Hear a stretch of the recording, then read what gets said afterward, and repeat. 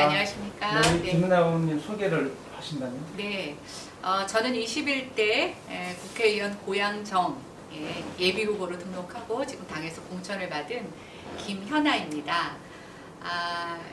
스케이팅 선수 김연아하고 가운데 자가 틀립니다. 그리고 이곳에 현직 국회의원이셨던 김현미 장관과는 끝자리가 다른데요. 이미 20대에 비례대표로 국회에서 국회의원을 하고 있었고요. 저는 도시주택 전문가로서 주로 건설, 주택, 도시계획, 건축과 관련된 쪽에 전문성을 인정받아서 국회에서 입법 활동을 했습니다. 그 외에도 교육위원회, 운영위원회, 남북경제협력 특위 이런 다양한 의정활동을 하였습니다. 네.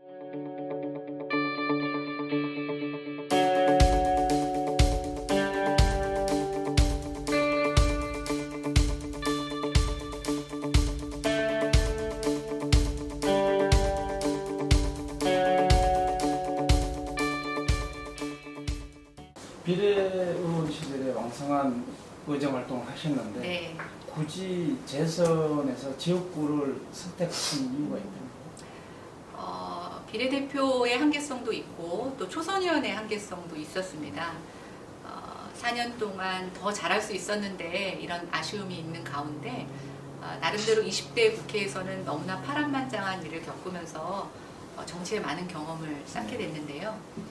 3기 신도시가 저를 또 한 번의 지역구 국회의원으로 도전하게 되는 가장 큰 씨앗이 됐다고 보여집니다. 제 전문성을 갖고 가장 일산 주민들이 반대하고 또 새로운 대안을 제시하는 3기 신도시를 맡고 또 이것과 함께 고향을 정말 살기 좋은 도시로 만들 수 있다라는 그런 자신감. 근데 거기에 일산 주민들의 열정이 더해진다면 분명히 뭔가 이뤄낼 수 있을 것 같다는 마음의 확신을 얻게 됐고요. 그래서 다시 한번 지역구 의원으로 특히 고양정, 일산 서구에서 도전하게 되었습니다. 뭐 이어지는 질문인데요. 도시계획 전문가이신데 네. 도시계획 전문가로서 일산 서구 고양정이죠. 네. 지역을 어떻게 변화시키겠다는 청사진이 있다면? 고양시 전체로 보면 인구 100만이 넘는 대도시입니다. 서울과의 접근성도 좋고요. 또 고양시 전체적으로 보면 교육 수준이라든가 또 소득 수준, 사람들의 시민의식이 굉장히 높은 도시입니다. 그런데 그런 도시의 인프라에 비해서 밖에서 봤을 때 인구 100만이 넘는 도시라고 인지하는 사람도 적고 또 이곳에서의 삶의 질은 굉장히 높지만 점점 서울이나 어떤 도심으로의 접근성이 떨어지고 주택이 점점 노후화되면서 또 주택 가격이 자산 가치가 떨어지면서 많은 사람들이 일산을 떠나고 있습니다. 교육도시로서도 굉장히 명성을 떨치던 이곳이 점점 명문 학교들도 사라지면서 예전의 명성을 많이 잃어가고 있는데요. 저는 일단 일산의 잠재력을 다시 복구하고 꺼내놓는 것 자체가 가장 큰 우선순위의 문제라고 생각이 됩니다. 그 다음부터는 이 도시는 스스로 발전할 수 있는 충분한 잠재력이 있습니다. 그렇게 선행 조건이 되려고 하면 이제 그런 부분들이 되려고 일단은 사람들이 살고 싶어하고 네. 이게 머물고 싶어하는 그런 도시여야 되는데 그런 이제 정주 조건이 좋아져야 된다는 얘기인데 근데 그런 좀 구체적으로 어떻게 이 정주 조건을 이제 혁신적으로 좋아지게 만들 것인가? 많은 주민들이 일산에서의 거주 만족도는 굉장히 높게 평가하고 계십니다. 저도 여기 와서 몇 달 살아보니까 정말 살기 좋은 도시인데요. 문제는 일자리가 여기 있지 않고 대부분 다 외부에 있기 때문에 일자로의 출퇴근 시간이 너무나 많이 걸린다는 거, 그리고 점점 그게 시간이 지날수록 그 시간이 늘어난다는 게 하나 있습니다. 예. 해결 방법은 일자리와의 출퇴근 시간을 줄이는 방법이 하나 있고요. 그거는 저는 일시적인 방법이라고 생각이 되고 일산 서구에 정말 많은 빈 땅이 있습니다. 여기에 매력적인 양질의 일자리를 바로 만들어서 일산 주민들이 굳이 서울로까지 출퇴근하지 않아도 이 지역에서 이 출퇴근을 하면 진짜 직주근접이라고 얘기하는데 직주근접을 실현하는 진짜 자족도시를 만든다면 저는 정말 일산은 두말할 것 없이 아주 매력적인 도시가 될 수 있다고 생각이 됩니다. 그래서 제가 표방하는 것은 일단은 서울로의 접근성을 높이는 교통정책, 또 고양시 안에서의 원활한 교통 흐름을 해결하는 문제 하나와 아울러서 이곳에 매력적인 일자리를 가져오는 정책인데요. 제가 일산과 고양시를 연구해서 얻은 결론은 메디시티. 그러니까 최근에 이제 제조업이나 이런 것들은 거의 기울어가고 있는 그렇죠. 산업인데요.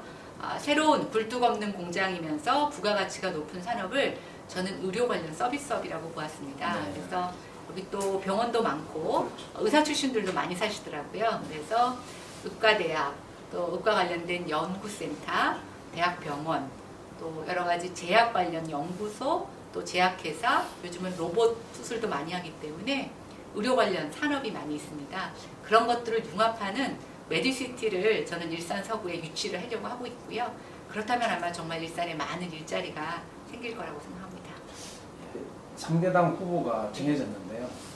상대당 후보와 우리 김연아 후보와의 어떤 차별성이 네. 있다면 어떻게 생각하세요? 상대방 후보가 일산 출신도 아니시고 그분도 전략공천에서 외부로 오신 분이신데 저는 그분이 정말 지금 일산 지역에 정말 필요한 문제 해결에 적임자냐라고 봤을 때는 좀 생뚱맞다는 표현을 하고 싶습니다. 제가 주택도시 전문가로서 여기에 단수공천이 된 이유에는 이 지역에 그런 이슈가 정치적으로 해결해야 될 문제가 너무나 크기 때문에 지역 주민들의 어떤 요구와 당의 전략이 저는 일치된 결과라고 보여지는데요. 민주당에서는 그 고민을 하나도 하고 있지 않다라고 판단이 된다면, 바꿔 말하면 그런 지역 주민들의 요구를 해결해 줄 의사가 없다. 민주당과 정부의 의사를 확인하는 거라고 보고 있고요.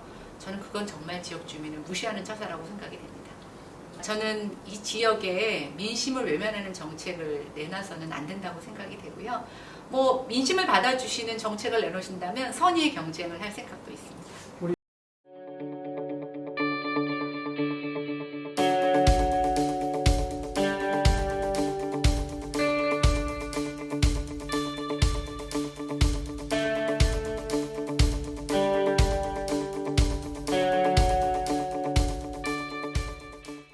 정치 쪽에 네. 어떻게 입문하게 되셨고 꿈은 언제부터 또 키우셨나요?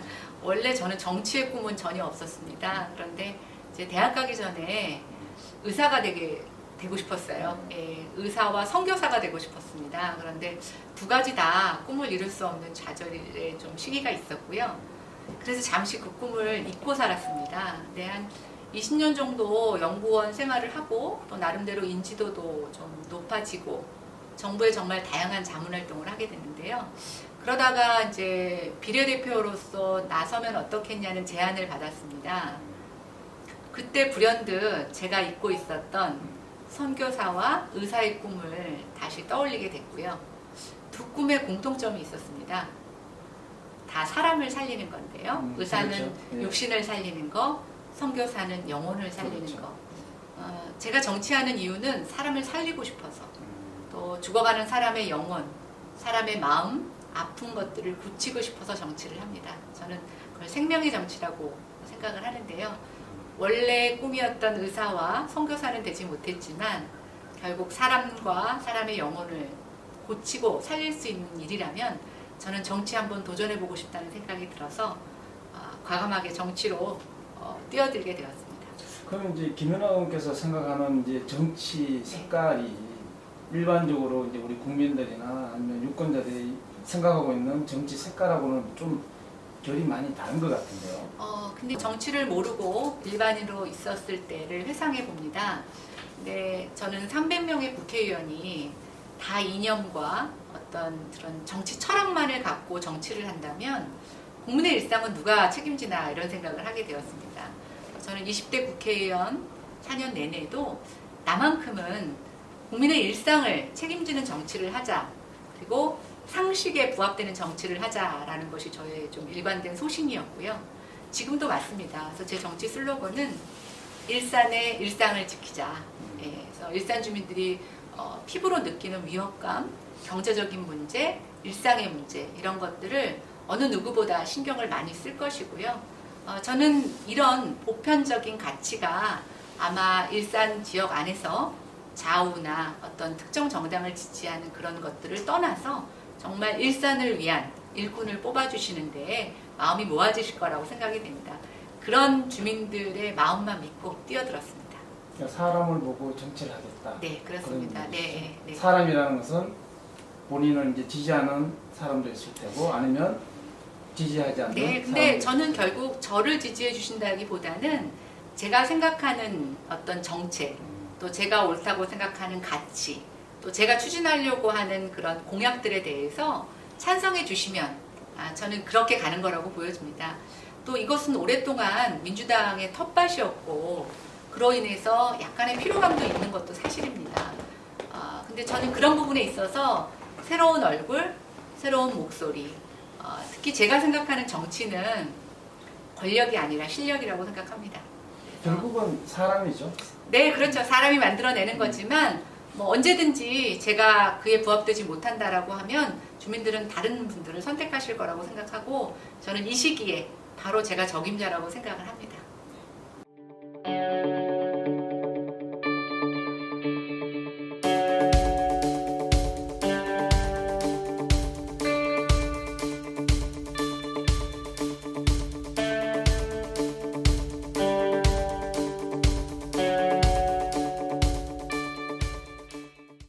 지금 이제 코로나19가 이제 발병된 이제 한 달을 넘어가고 있는데 네. 지금 이제 막 5천 명이 넘어가고 있고 그러함에도 불구하고 마스크 수급이나 아니면 이게 감염자의 관리가 안 되고 있다라는 게 국민적인 네. 어떤 이게 목소리가 많이 나오고 있습니다.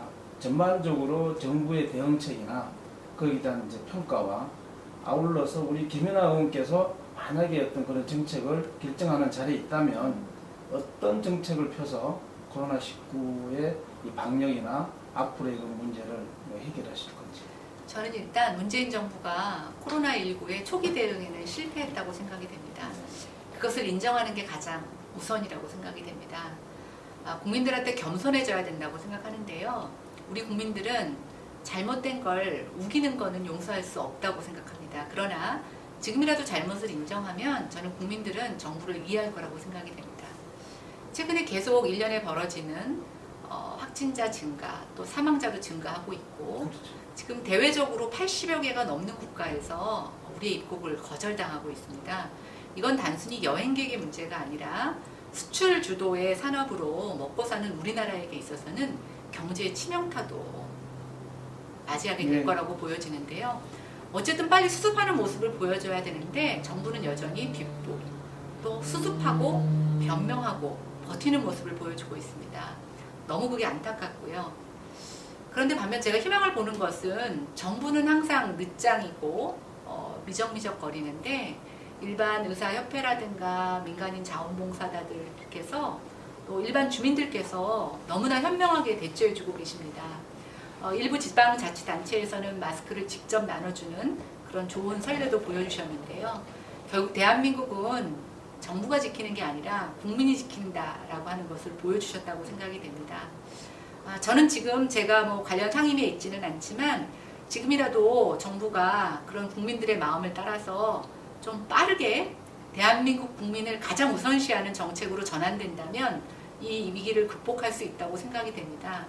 그러나 여전히 정부는 중국 눈치 보고 총선을 의식해서 우왕좌왕하는 모습을 보이고 있는데요. 어쨌든 이 코로나의 터널을 빨리 종식시킬 수 있는 그런 여야의 단일된 어떤 마음, 결정이 필요하다고 생각됩니다.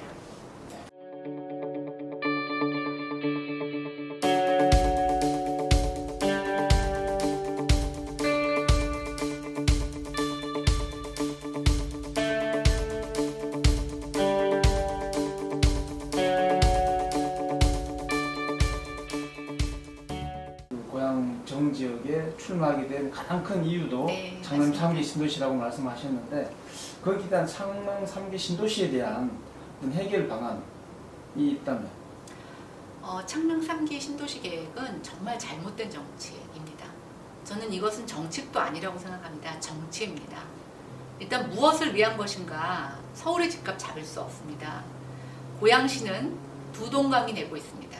그리고 창릉은 개발되면 이것은 서울에 편입되어 서울의 외연을 확산시킬 뿐이고 고양시의 나머지 부분은 더욱더 취약한 베드타운으로 전락시키는 정말 나쁜 정책입니다. 지금 고양시에는 집이 필요하지 않습니다. 이미 지어진 집들이 인프라, 교통이 부족해서 점점 가치가 떨어지고 삶의 질이 떨어지고 있습니다. 다른 것 해결하지 않고 집만 지어지는 이런 나쁜 정책, 저는 그래서 막아야 된다고 생각이 됩니다. 일부 해당 지역에서 개발에 대한 기대감으로 찬성하시는 분들도 계시지만 저는 좀 이분들이 이 창릉 신도시의 뒤에 숨겨진 그런 나쁜 의도에 대해서 이해하시면 저와 뜻을 같이 해주실 거라고 생각이 됩니다. 여기에는 집이 아니라 일자리가 필요합니다. 그것도 양질의 일자리가 필요합니다. 이제 양질의 일자리는 아까 말씀 네. 주셨듯이 일산 서구 지역의 네. 어떤 그런 이제 빈 땅에 대해서 근데 뭐 지금 창릉 쪽도 사실은 그린벨트를 해제해서 뭔가 한다고 하면 저는 일자리를 가져오는 게 맞다고 생각이 됩니다. 요즘 이제 환경 문제가 굉장히 대두되면서 어떤 친환경 농사, 도시농업 이런 것들에 대한 관심이 많이 높아지고 있는데요. 일산은 공항으로부터의 거리도 굉장히 가깝고 또 우리가 남북 교류를 할 때라도 어떤 친환경 농업도 굉장히 중요한 그런 경쟁력 있는 상품이 될 수 있을 거라고 보여집니다. 그런 것들을 먼저 해야지 여기에 웬 집이 웬 말입니까? 또 지금 탄현지구에도 공공택지에 3,700가구에 달하는 주택을 짓겠다고. 황룡산자락. 네, 그렇습니다. 제가 지금 탄현에 이사 와서 살고 있는데요. 여기도 정말 집이 필요한 것이 아닙니다. 원래 약속했던 공원을 만들어 주십시오. 그쪽도 교통난이 굉장히 심각한 걸로 그렇죠. 알고 있는데. 교통이 굉장히 심각한데 도로 한 폭 넓히지 못하면서 4,000세대에 가까운 집을 짓고 있고요. 거기에 또 위령공원을 설치한다고 하면서 주민들의 많은 갈등을 유발시키고 있습니다. 저는 제발 더 이상 고양시가 주민들을 둘로 양분시키고 분열시키는 정책에서 물러나야 된다고 생각이 됩니다. 하나로 만들고 같이 잘 살 수 있는 상생의 정책으로 좀 바꿔주셨으면 하는 강한 바람이 있습니다. 일산 지역 주민들에게 네. 하신 말씀. 천하제일 일산 아마 기억하시는 분들 계실 거라고 생각이 되는데요. 저는 여러분들에게 천하제일 일산을 다시 찾아드리겠습니다. 곧 봄인데요. 대한민국의 봄, 일산의 새로운 봄을 김연아가 일산 시민 여러분들에게 선물해드리고 싶고 여러분들과 함께 만들고 싶습니다. 제 정치 슬로건 주민들과 함께 일산을 지키고 만드는 일입니다. 같이 해주시기 바랍니다.